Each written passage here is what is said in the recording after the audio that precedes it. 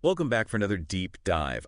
Today, we're going to be looking at some pretty uh, intense commentary, I guess you could say, about the 2016 election. Okay. The source material we're looking at is an audio clip, and the title's it's pretty out there. Right. Is this what happens when liberal lunatics don't take their meds.mp3?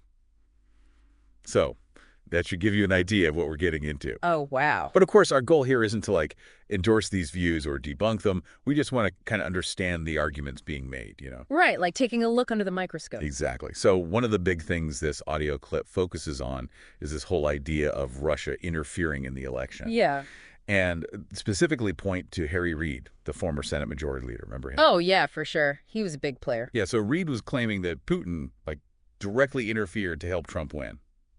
Pretty serious stuff. It is. And, well, I guess it's not surprising that the Kremlin completely denies any involvement, right? They called Reid's accusations laughable nonsense. I can imagine. But then things get even spicier.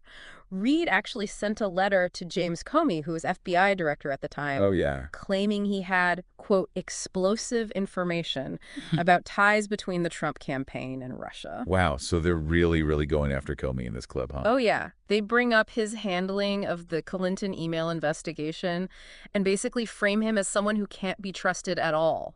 So they're using that to kind of discredit anything he might say about this whole Russia thing. Exactly. It's all connected, isn't it? Mm. But then they bring up Christine Pelosi, Nancy Pelosi's daughter. Okay. She wrote an open letter to James Clapper, the director of national intelligence, asking for answers about Russian interference.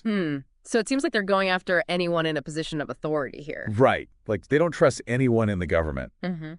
And this is where things take a weird turn. The audio clip suddenly shifts gears to this whole thing about Harry Reid saying paying taxes is voluntary in the U.S. They even play a clip of him saying it. Really? Wow, that seems out of left field. Yeah, it's a bit jarring, right? Yeah. But I think they're using it to further undermine Reid's credibility and make his accusations about Russia seem less believable. That's a pretty interesting strategy.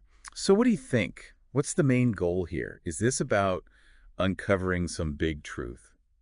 Is it just political mudslinging, or is there something else going on? Well, it's hard to say for sure, but we've got these allegations of Russian interference, attacks on people like Comey and Clapper, and then this weird thing about taxes. It's like, what connects all of these things together, and what does it say about how information is presented, you know? It's like we're trying to solve a puzzle, but we're missing half the pieces. Exactly. We have to look at not just the information itself, but also the way it's presented, the language used, and how it's trying to persuade the listener. Yeah, because there's definitely an attempt to persuade here. Oh, absolutely. And understanding that, I think, can help us all become more critical about the information we're taking in every day. You know, one thing that really jumps out at me is the language they use. It's so aggressive, calling people liberal lunatics and douchebags, even calling Hillary Clinton the Wicked Witch of Wall Street. Right. They're not even trying to have a reasonable discussion. It's all just name-calling and insults. Exactly.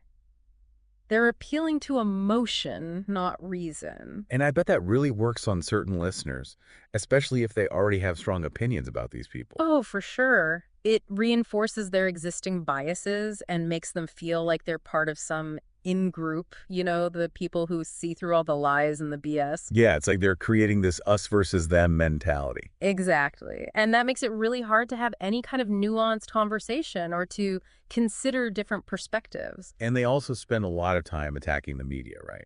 Oh, yeah. They claim the mainstream media is part of the problem, that they're covering up the truth about all of this. Like they're in on some big conspiracy. Exactly. And they use Reid's taxation is voluntary comment as an example. Oh, yeah. They say the media ignored that story because it didn't fit their narrative. Right. So they're basically trying to discredit any source of information that might contradict their claims. It's like they're trying to create their own reality bubble where only their version of events is considered valid.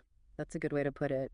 And it can be really dangerous, especially in today's world where people are getting so much of their information online. It's like, how do you even know what to believe anymore? That's the million-dollar question, isn't it? And that's why it's so important to be critical of all information we consume, not just the stuff we disagree with. Yeah, it's easy to dismiss stuff that doesn't align with our beliefs. Yeah. But we also need to be skeptical of information that confirms our biases. Absolutely. We have to be willing to challenge our own assumptions and to look for evidence that might contradict our beliefs.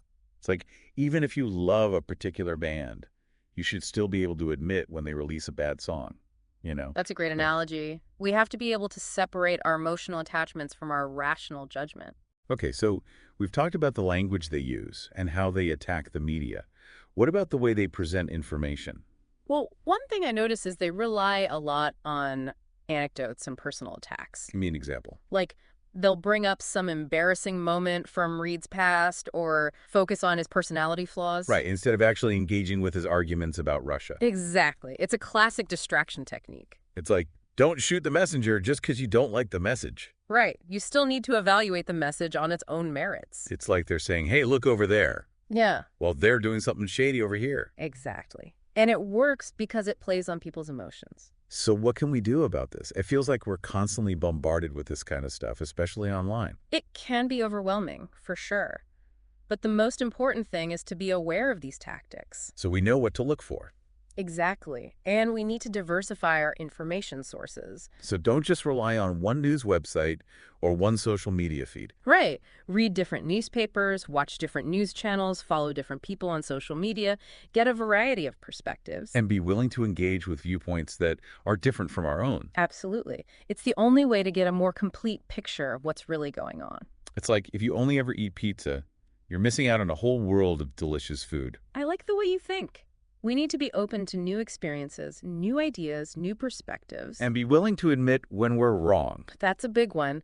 It's okay to change your mind when presented with new evidence. So we need to be humble and curious. Exactly. And we need to be aware of our own biases. Because we all have them, right? Oh, absolutely. No one is completely objective. So it's like we're all wearing these tinted glasses that color how we see the world. That's a great analogy.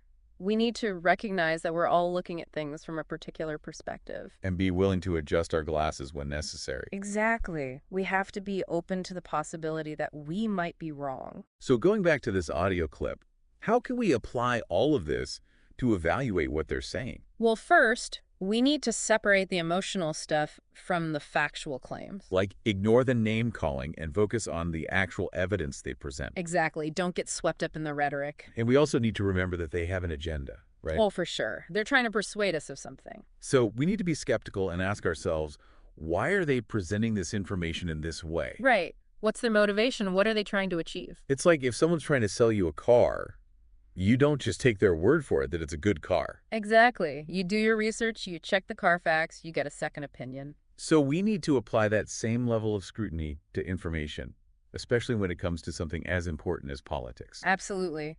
We can't just blindly accept what we're told. We need to be critical thinkers. Precisely. We need to question assumptions, evaluate evidence, and consider different perspectives. And be willing to admit when we're wrong.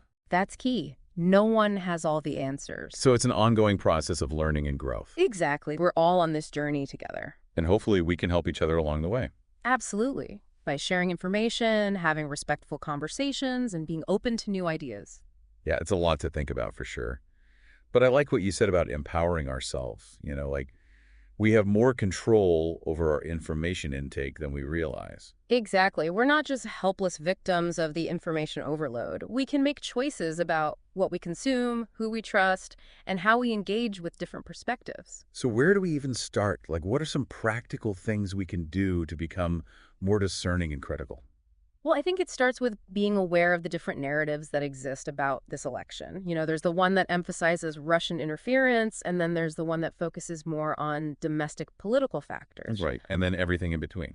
Exactly. And it's important to understand the evidence and arguments that support each of these narratives. So it's not about picking a side and sticking to it, but more about trying to get a full picture. Precisely. We need to be willing to engage with the nuances and complexities and recognize that there might not be one definitive answer. And be open to changing our minds as we learn more. Absolutely. That's part of being a critical thinker, being open to the possibility that you might be wrong. So how do we cultivate that kind of open-mindedness? Well, I think a big part of it is surrounding ourselves with diverse perspectives. You know, break out of those echo chambers and engage with people who hold different views. So talk to people we disagree with. Read stuff that challenges our assumptions. Exactly. It's the only way to broaden our understanding. And be willing to listen, not just try to win an argument. Oh, absolutely. Listening is key to having a productive conversation, even when you disagree. It's about seeing the other person as a human being, not just an opponent. Right. We need to remember that we're all in this together, even if we have different opinions. So going back to this audio clip, how can we apply these principles? How do we evaluate what they're saying?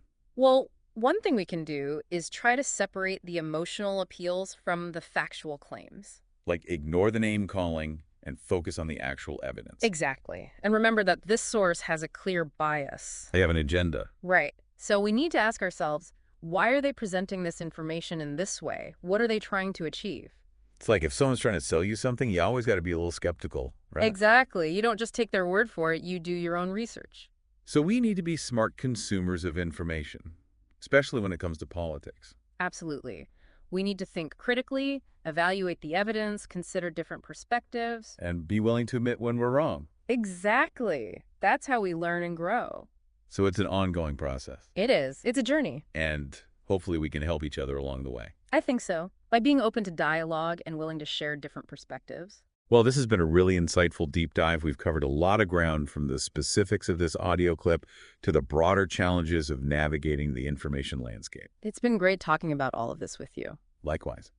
And to our listeners, I hope this has given you some food for thought. I hope so too. And remember, critical thinking is a skill we can all develop, and it's essential for a healthy democracy. Absolutely. So keep those minds open, stay curious, and keep those conversations going. Thanks for joining us on this deep dive.